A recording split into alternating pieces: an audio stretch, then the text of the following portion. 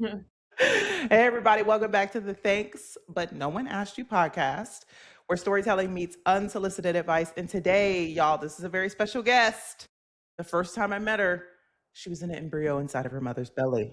The second time I met her, she was in her 20s. It's an incredible story that we may or may not share today, but everybody, welcome Riley. Hi, Riley. Hi, I knew you were going to say that. I was wondering when it was going to come up in this Immediately. podcast. Okay, so give the people a little background about who you are before I color a picture. Tell us who you are. Yes. Well, right now I'm in Newton, Massachusetts, right outside Boston. That's where I grew up. I was born in Connecticut, but didn't live there for long. But I just graduated from UConn in December in graphic design with the degree in graphic design. And right now I'm like freelancing and trying to, well, not trying, but I'm applying to grad school right now. So Okay. it'll be fun. I like to work a lot with collage and do a lot of film photography because I learned how to develop it, and I think that that's really cool and fun to do. Oh, and like the water buckets. Yes, it's like really complicated, and sort of dangerous also, I learned from the professor that They make it look so sexy and cool in the movies. They're like, nothing about it feels dangerous. Yeah, well, I love my dog. I hang out with him a lot. I'm trying to think of other random things. Yeah, Okay, I'm gonna my take it from dog here, and guys. graphic design are the two. Everybody, Riley made this logo. She made the moniker Lars that you may see from time to time. She just made so many different options for me when I was kicking off this podcast. But here's the most important thing about Riley. Well, there's two important things. Number one, she is the daughter of my grad school professor. And Riley, I don't know if you know about all the stuff with your mom. I don't know what story she has told you, but I was not the easiest person to work with. You But she never was said so that. nice. She was so nice. Your mom also saved my life.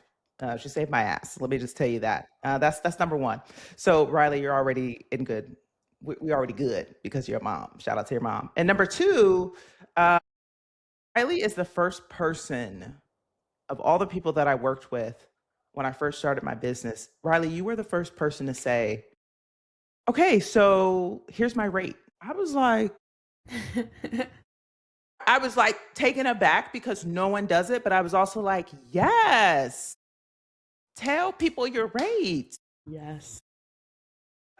And the only thing they can say is like, oh, I can't do that, but I can do this because people want your services. And so I was just really inspired. And I told, about 30, 40 more people after that day about what you did. And there's women today that are like 40. I mean, I'm 40. There's people my age that are not comfortable doing that.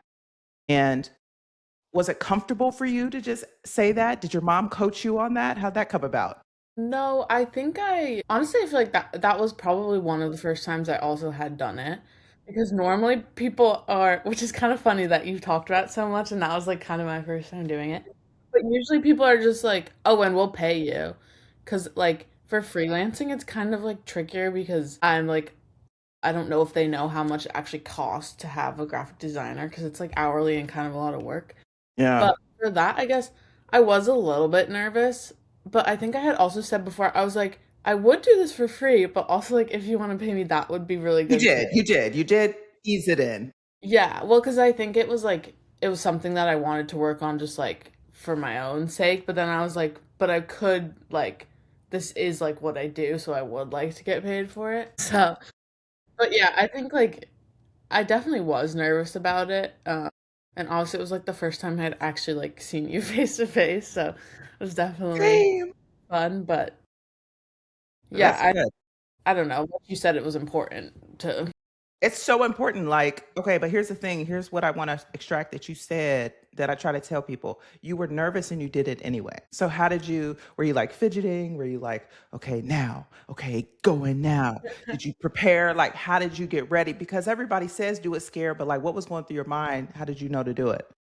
Yeah, I think I was just like, I don't know. I still like I do a lot of things that I'm nervous to do, but then I do them anyways. That's like a thing I'm very, and it doesn't get easier. Like, so I'm still.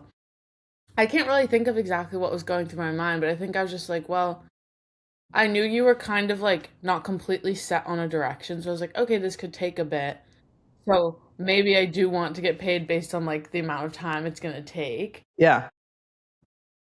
And then I don't know, I guess it just like I feel like it comes up naturally at the end of a conversation when it's like not naturally for a conversation, but like if I'm talking about a job, I'm like at the end I'm like, okay, well now's like the little awkward part where I have to be like, this is how much money I'm worth kind of thing. Ooh, you said it. Not this is my rate. This is how much I'm worth. Yeah. So I mean, my Or check. like my time is worth. Yeah. And I always do like I also always do a little range, like a couple dollar difference. So then it's like not as harsh kind of.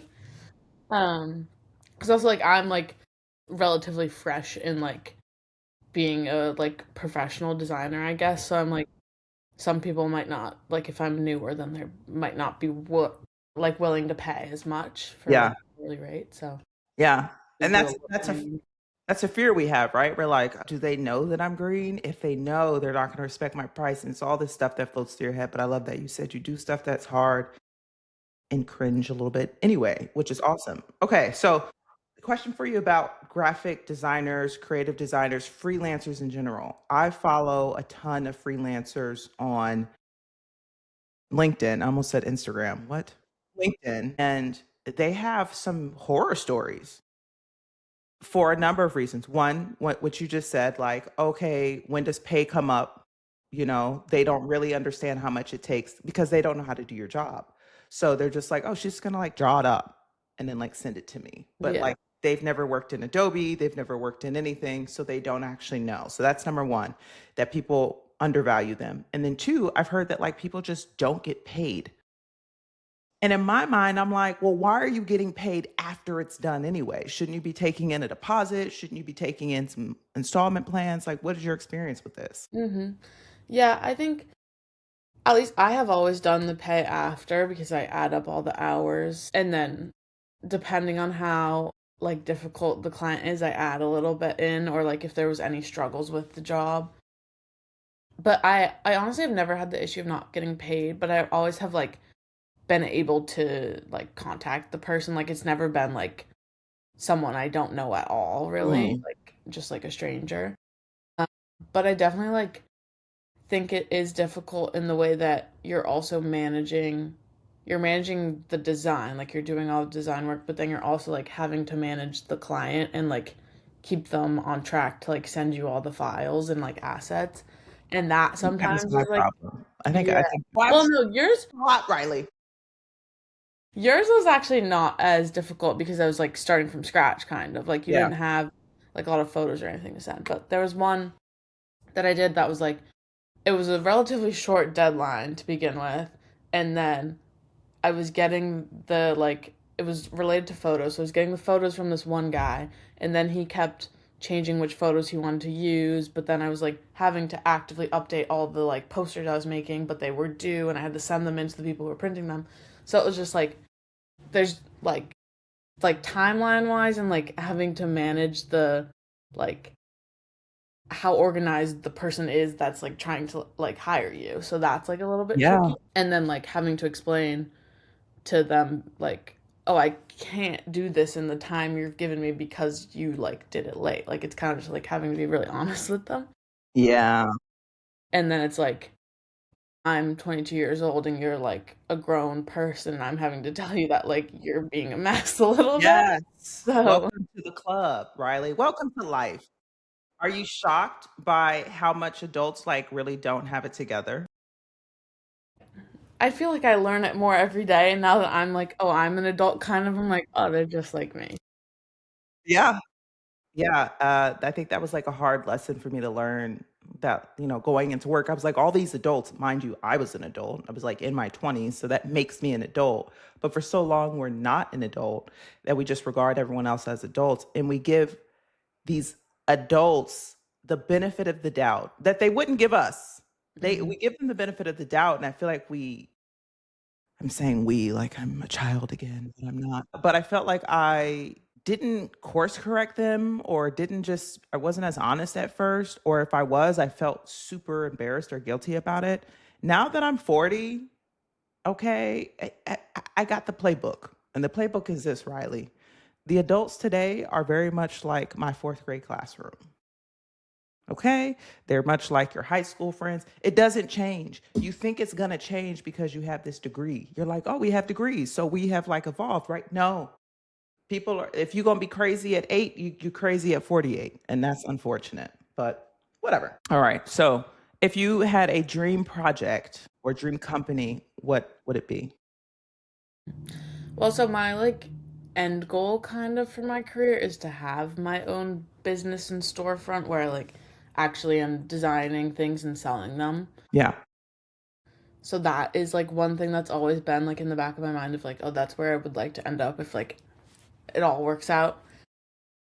I also have always wanted to, this is like dream job kind of. I'm really into photography. Mm. Oh, I really have been like since I was little. I think I don't want it as much anymore, but when I was younger, I really wanted to be like a photographer for Life magazine because I thought that that was super cool. Life magazine. Yeah, I also saw like the movie because of Walter Mitty and that kind of that's like about Life magazine. So then I really Wow. love that movie, and then I was like, oh, that's what I want.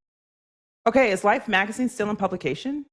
I don't think it's. I think it's online, but Wow. What about, okay, so how has it pivoted, or is it still like something like that? Is it still like a major publication, or has it shifted to like a brand line? I think like a major publication would be cool because I'm like, oh, I would love to have a photo that I took on the cover of a magazine. Like that would just be really cool. Or like something I design also. Like it could go both ways. All right. But yeah, like I have a bunch of the old Life magazines that are like the giant tabloid sized ones from like the 50s, and like that would be so awesome. You're like Something an I avant, could design. you're like a seasoned avant-garde artist. You're like a real, real artist. All right, but More of a AI, hoarder. okay, and that's okay. But We'll they're edit. the same. They're the same. Or not. We'll edit that part out. But okay, so we talked about this a little bit. I told you I was like, oh, but like I make designs in like Canva. Hmm. I'm like, people are using just kind of like AI now, Hmm. and I've always been curious. This AI shift is going to sort people really quickly. I think there's going to be people who throw their hands up and be like, oh, this is too much. Or they're going to be like, no, they need a human touch. How are you combating, if you're even experiencing at all, like AI coming in and allowing anybody to create anything? What Hmm. makes your job? Why do we even need you? I do think like also everyone asks this question. I also like I talked to one of my high school teachers the other day about this exact thing. Hmm. And I feel like it's like frustrating when people just rely on it and nothing else, like AI, Hmm. because then it's like I feel like it's fine if you're using it for like inspiration or something, but I do feel like everything that AI cranks out like looks pretty much the same. Like you can give them like a different business and a different like product, but it's all going to kind of look the same. And I feel like that you won't get from like individual graphic designers because everyone has their own ideas and like input. Yeah. I definitely have like we've been like when I studied abroad, like we were allowed to use it more than like in the US. And but not like you had to give credit if you did use it, but it was more like a this is something that can help you rather than just like do the whole project for you pretty much, which I think is like a good use for it. Um I also just like many times I've used AI, I'm like, oh, the things you're telling me you're like putting out is just like wrong. Like I know it's wrong. So it's just like I'm like you're a robot and I don't know. Sometimes I'm just like, oh, there's flaws in that system. Yeah. And for Canva, like I think that's like an easier way for people who don't like maybe have the software or have like a degree to like do graphic design. But again, it's like using templates, so it's all gonna be kind of similar to like Hmm. you could see. No, mine is special, Riley. My designs are fire, They but are very really similar. good. Um, but I honestly I don't really know how to use Canva, but I have had people be like, "Oh, like that's what you do for your degree, right?" I'm like, "No, actually, it's like a bit it's a bit tougher than just Canva." Um, but I have seen it more and more on like job postings about like using Canva for like having that as a skill that you need, and I'm like, that's like, Wow. and they're asking for a designer, so I'm like, usually the designer makes the Canva templates, not like the other way Wow. around, but I have seen it being more and more like people want that, which I think is interesting to see. Yeah. See, the proof point right here. You working with people who are really smart and you're like, "Oh, they'll understand that like designers make Canva stuff." Hmm. And they don't. They're just like, "Yeah, Canva." I only know about Adobe. I think it's is it Adobe Express, Adobe Publisher? Yeah, Adobe Express is like like not like a trial, but it's like it has less access to like all of the programs. Okay. What's Publisher? Publisher, I don't know if I've Maybe I used. just made that up. Okay. So I just came out with a book. By the way, your mom is in it. It's getting published in the next couple days. I hit send on the Amazon Kindle thing. It's very technical over here, but we had to reorder my pages because it's a choose your own adventure style Ah. book, and so we had to manually move pages around. And it's funny because I was telling the editor Mel, God bless her soul, she was dealing with a crazy one. I was like, Mel, just drag and drop. Like, here's the list. And she was like, we're going to have to get on the phone and maybe spend like a couple hours and knock this out. And I was like, that's fine. And she shared her screen. And I was like, oh my God, what are all of these buttons? It was just like so, it felt cumbersome. And I was like, is this necessary? Can we just like move? And she was like, no, we got to like create new pages, then copy the pages, and then delete the pages so that they reformat and da da da da. And I was like, I am, at one point, I had accused her of using AI. And she was like, yeah, so remember that time you said I was using AI? I was like, yeah, I apologize immediately. I'm so sorry. This is a beast. And I see people in cafes actually like working on the Adobe type stuff. Hmm. And it looks really cool, but it looks very technical and I want no parts, I'll be honest. Yeah, there's definitely, it's like the interface of it is not the easiest. And they have like, and they're always adding new tools too. So it's like they Mm. could add a new thing, but you just don't know it exists yet. But yeah, that's like when I'm trying, there's like a bunch of software in the Adobe suite. So whenever I'm like, oh, I want to try out and use this new software, I open it up. And that's how I feel like seeing all of the new ones. Cause like each one is so different too. Yeah. But like using the motion graphic software is like a whole other, it's very complex. Yeah. And So again, there's so much you can do that like you can't even begin to know how to do half of it. yeah. So respect to y'all. I saw firsthand that I was disrespectful. Okay, so I want to share just one quick story about your mom and why she's in my book. I know you're probably like, enough with my mom already. I'll be honest. So here's a question before I get started. Why are you going to grad school? And be honest. I'll tell you why I went to grad school. I'm going to grad school because I want to move to a new country. And that is the easiest way to do it, I have found. Yes. What country? Mostly, I want to go to Australia. I want to go, well, I've been to Australia, but I want to go back. It's easier to do the visa process Yeah. by way of grad school. And there's this really nice program I want to do at the one school in Oh my Sydney. God. Okay, perfect. Perfect. Okay, I love this. So you're exactly. Grad school is a conduit to this other thing. And I went to grad school because I didn't know what I was doing. And your mom had offered me a degree for free. And in the same, and so I studied for the GRE during the Final Four, which was a beast. And I took the GRE, I think maybe like a week after the Final Four, and I got 10 points more than what I needed. Yeah. I was like, I just want to hit the baseline, man. I'm just trying to sneak in there. And I think I needed 1,000, and I got 1,010. And I was like, I'm in. I was so amped up. Your mom was like, all right, great. You're going to run these programs and da da da. And I'm going to pay for your school. And I was like, yeah.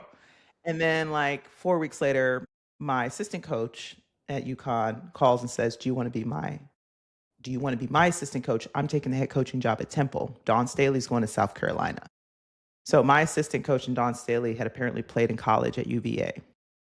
And so they had that relationship, which is why relationships are important, because your friends are going to put you in the position when the job opens up. And so I was like, an opportunity to leave the state of Connecticut? I'm out of here. So I moved to Philly and I got fired. I got That's fired not from fun. that job.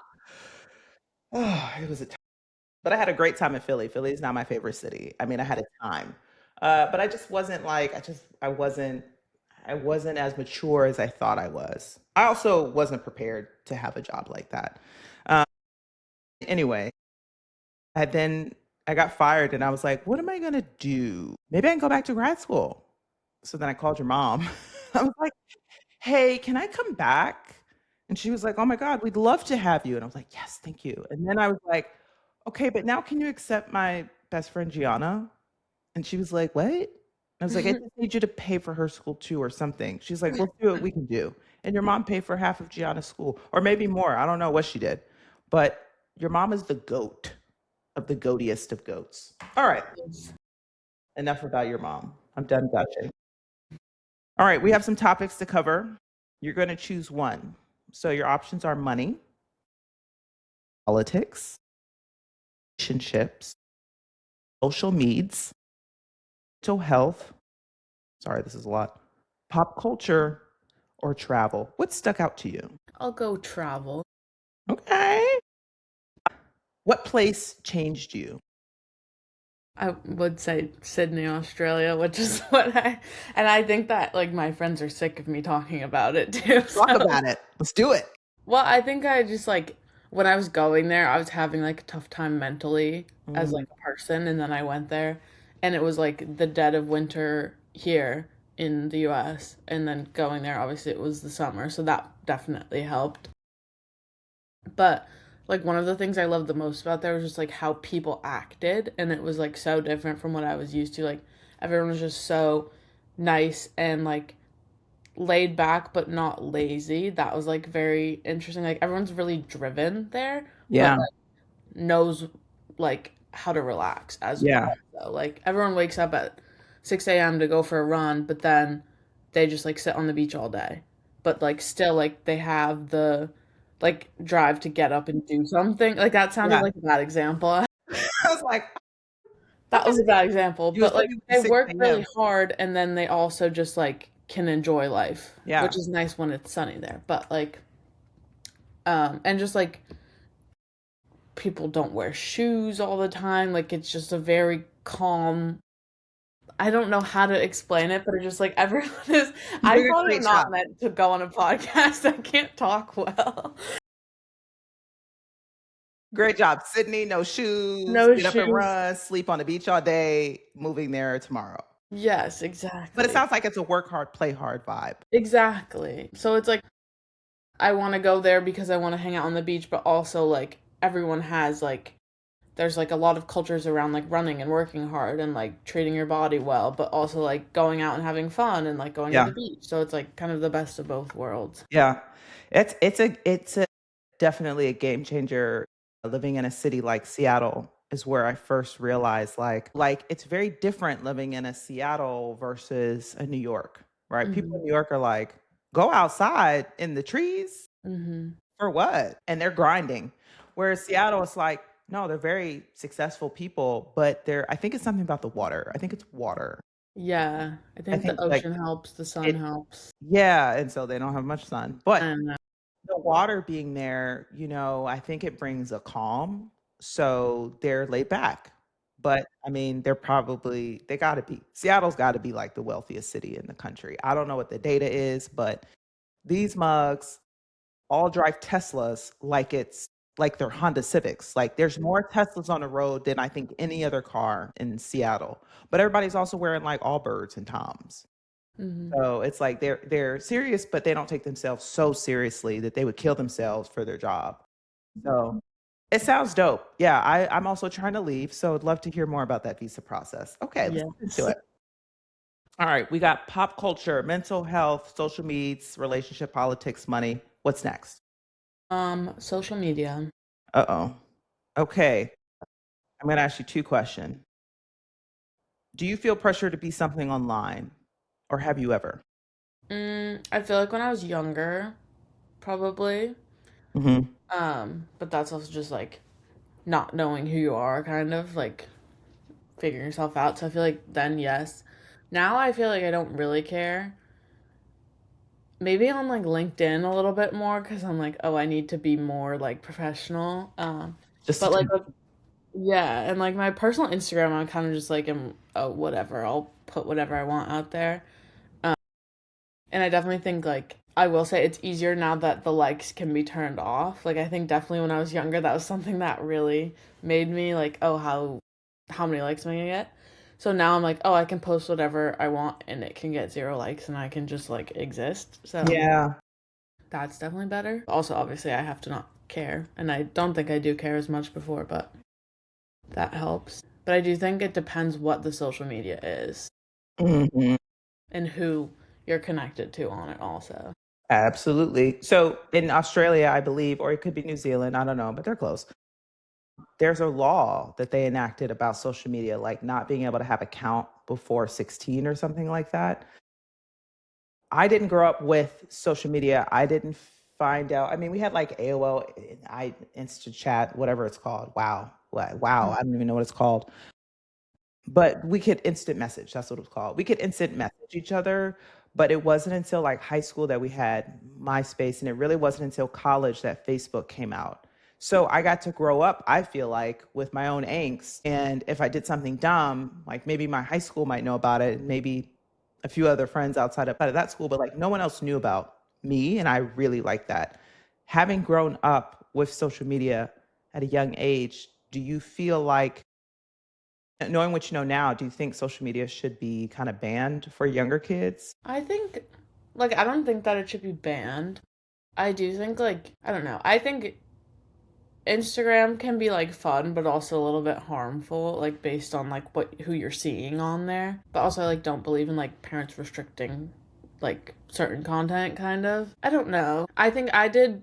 I got social media probably in like sixth grade.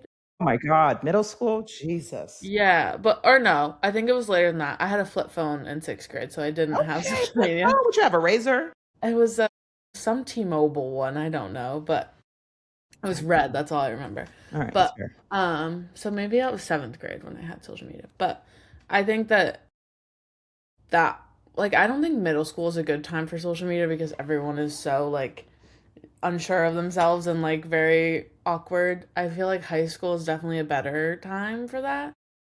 Uh, So maybe not banned, but like recommendation, like a nutrition facts type of thing. Like you Hmm. shouldn't be able to like this is the recommended dose. But I do think like it's nice like it's good to get inspiration from people on social media, but like not to like compare. Hmm. So maybe once you're like I feel like once people have the opportunity to like kind of become themselves more, then they can see social media. So then like maybe there's less of a chance for them to like feel so insecure about like what they're seeing. And especially like with kids, because like obviously you're like middle school is when you're kind of becoming like a real person a little bit. Yeah. So like seeing all of that might not be the best. So yeah, I think maybe like more of a recommendation than a banning. Okay. Maybe when you have kids, you'll change your opinion about that. Yes, I could. I could ask my mom and see what she says too, but I'm curious to know what your mom thinks. I personally don't think I would want to have to manage. It's already hard managing kids, and they want so much independence at a very young age. I remember wanting to be 10 so bad. Like, I'm gonna be double digits out here. We're just striving for independence. And having been a fourth grade teacher, it was a lot just managing them and the conversations they were having amongst each other. Like, I had one kid introduce porn to the other kid who had never even heard the word. Went home and was like, Mom, what's porn? And I was like, and then I got a phone call and I was like, they had this conversation at lunch, ma'am. I can't I don't control. own the lunchroom. Yeah, I can't control what conversations they have. So listen up, buckle up because your kid is in school. So this is what's going to happen. They're going to be exposed to different things from different kids. And you can have the conversation with the parent, but I'm not going to have a conversation with a parent because it's going to be something every week. Yes, that child got in trouble, but it was kind of like there's so much other stuff happening. Now, I can't imagine magnifying that with social media. Like, that's a conversation, an isolated conversation with one kid, and you Mhm. got, like, 50 other kids that you're gonna run into in a day. I can't imagine their eyeballs touching, like, multiple pages of stuff. Mhm. It would just drive me crazy because you can't control them, but you wanna protect them a touch. I don't know. I don't have a solution there, but it gives me a lot of angst. Or when you're just picking YouTube videos, they're like, "Miss Hunter, can you play this YouTube video? We gotta go through hell and high water to make sure it's the Yeah, clean and all of the version." suggested videos that just The yeah. ad might be crazy. I'm like, "Is it explicit? Is it clean?" I'm freaking out, and that was a hurdle in itself. I can't even wrap my mind around trying to manage them with a phone. Well, that's Anyway, why I think like I hated it at the time having the flip phone because like there was no I could only text and call. But obviously I was like that was my reason for getting a phone. I was like, hey, yeah.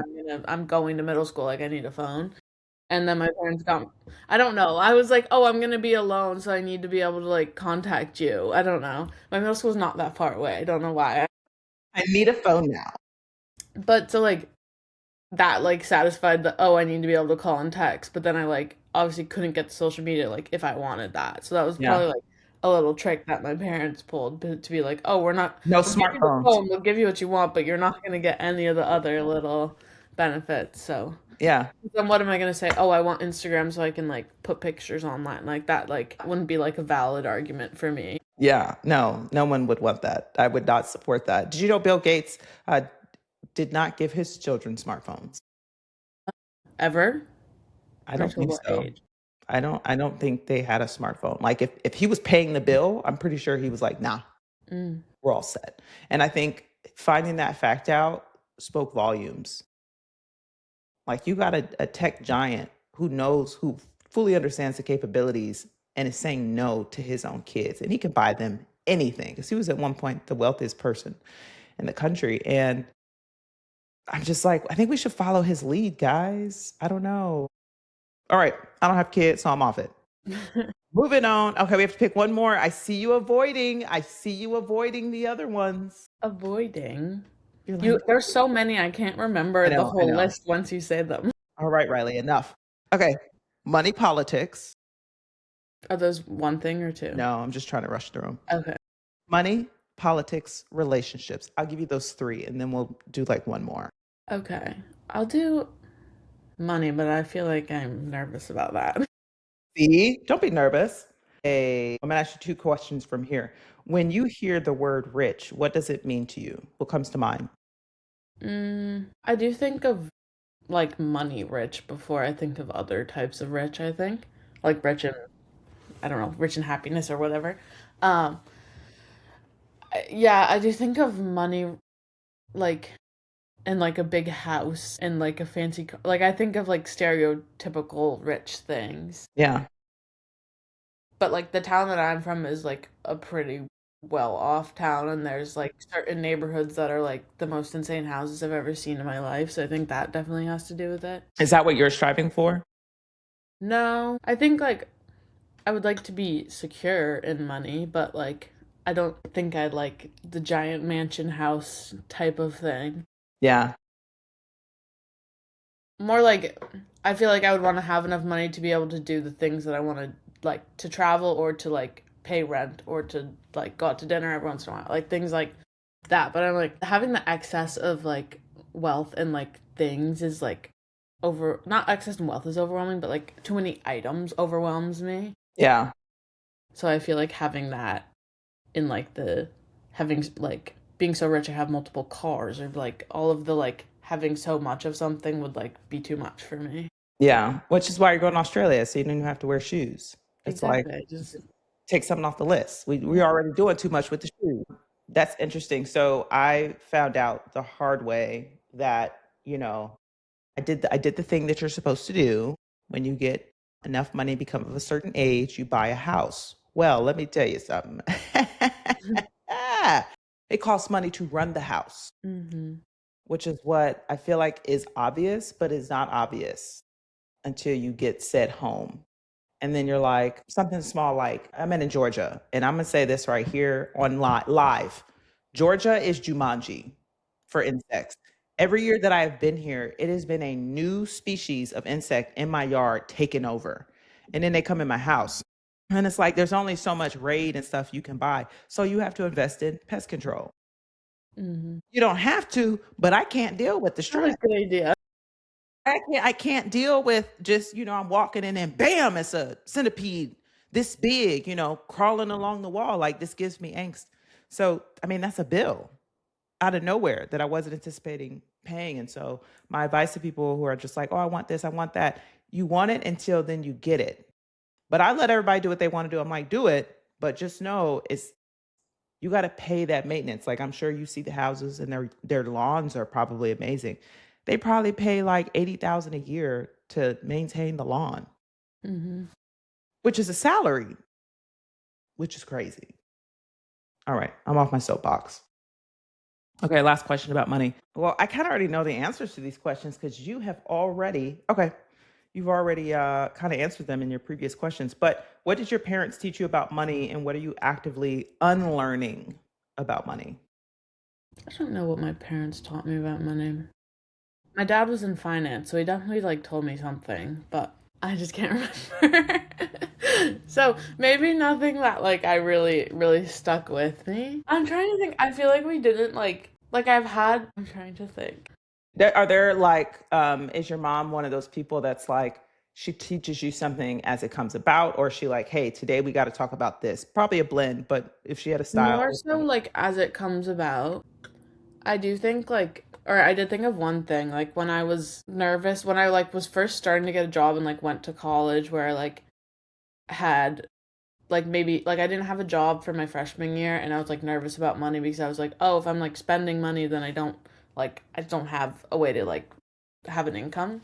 Yeah. And then like my I think my dad told me like, "Oh, if you have an income, that's when you save, but when you don't have an income, that is when it's like okay to spend some because you have saved some."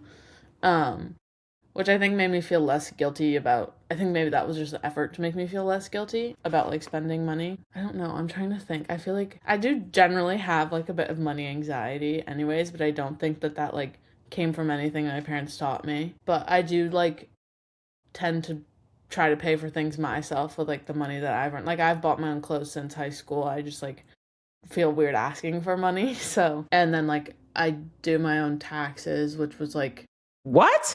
well, I don't let me backtrack. I do like the free trial on like H&R Block to do my taxes, but I don't have like a so less that I probably that sounded like way more of a brag at the beginning, but I don't do all the math. I'm like, wait, But taxes. yeah,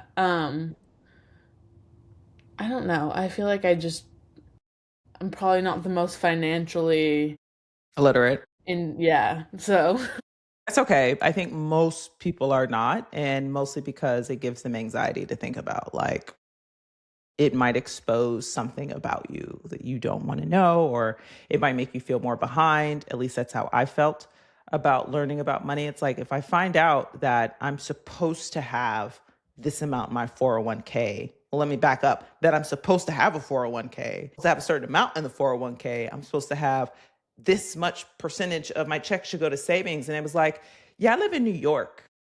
So I don't really have a savings. mm, Like I'm check to check out here.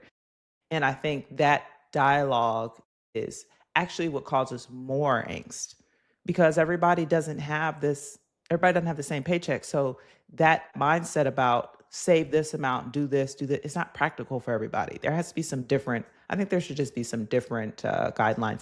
Maybe, maybe you'll work for a firm that does finances and do their graphic design and then learn some stuff at the same time for free in exchange. help me out. That would be very nice. That'd be dope. Okay, we got about 15 minutes left. I'm going to ask you one more question and then we're hopping into unsolicited advice. And then I want to hear about your business so you can tell people where to find you. All right, let's just do pop culture because I feel like maybe you don't know it. And so we're going to get right into it. Okay, cancel culture. How do we feel about it? I think depends why the person is canceled. All right, cool. Who's canceled for you? I'm trying to think. Am I allowed to get political? Can I say what? You I can do don't know whatever you how. want to do. I feel like I'm not super. Well, I definitely do unfollow people for certain things, but I do think if like certain political views or like if someone reposts something that is supported, like I don't know, like I'm not really into like the super conservative.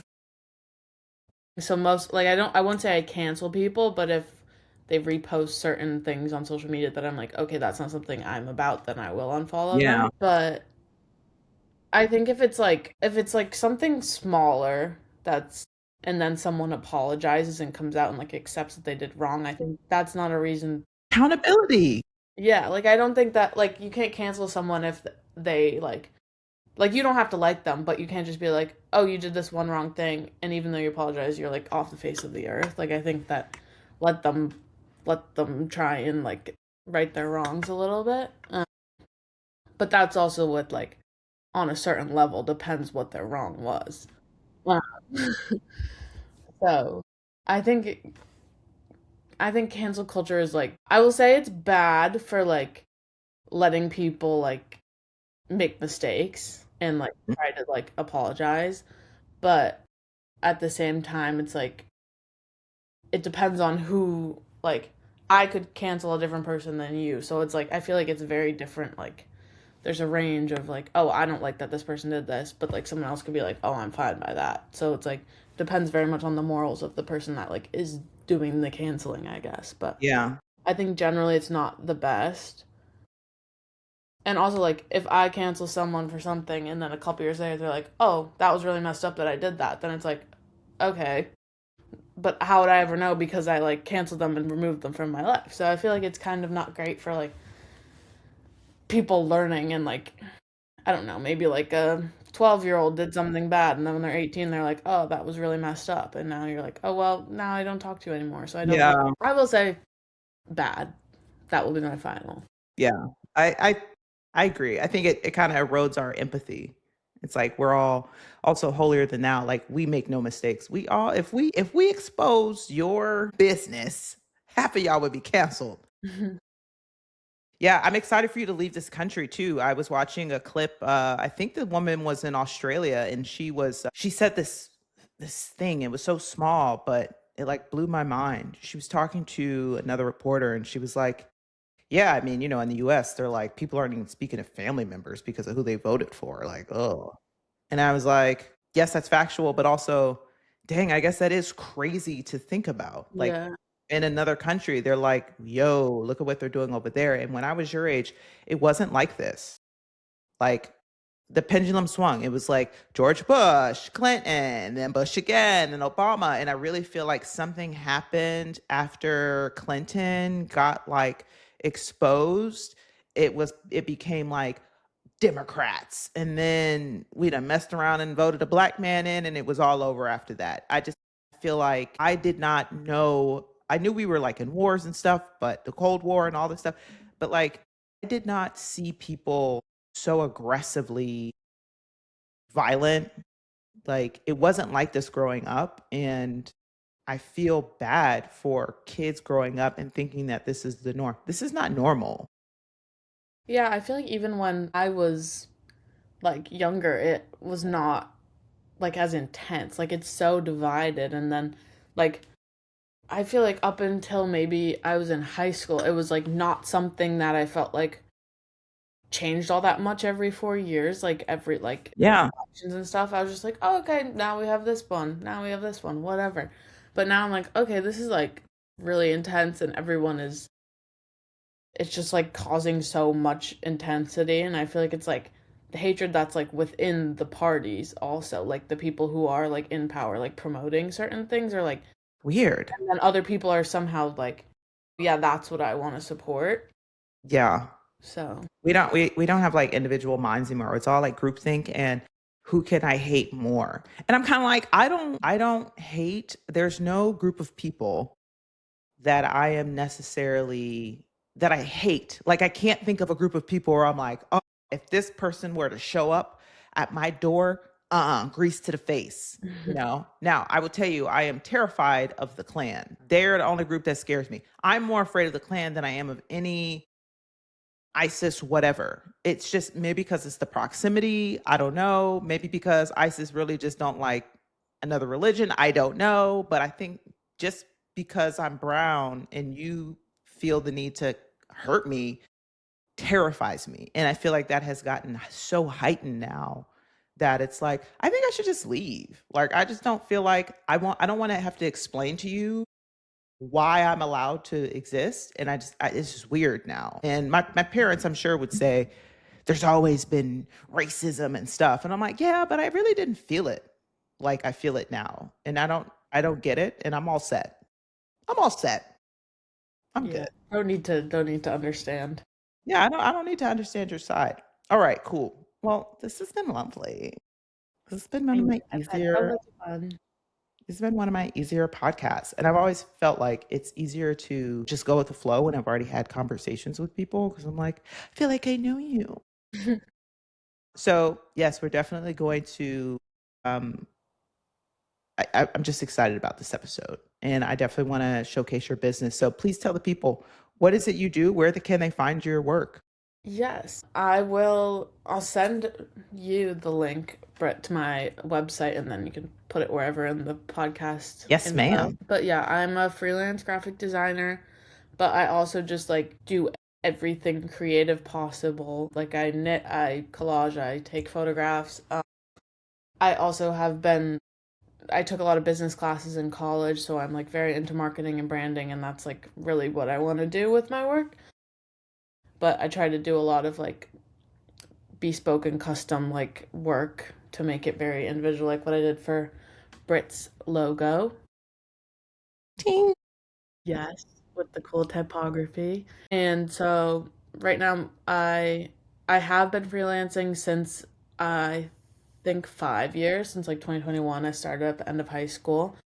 Done a lot of like random projects, worked a lot with athletics and stuff, and I worked in athletics in college, so that's like a very fun thing that I like to combine my interests with. But yeah, I will put my thing will be my little link will be down there somewhere. Maybe if my intern starts by that time, she'll make it fancy. But me, I'm like, check the show notes.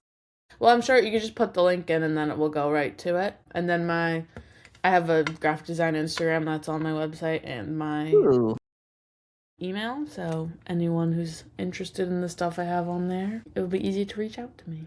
It's fire, guys. I'm gonna double down here. I've worked with a lot of freelance people, and I think there's this like rift between creatives and like everyone else. Creatives are creatives, but everyone else is like, I want it like this, and I want it like that, and I want it like this, but they don't actually have the creative bone, so they don't have an idea.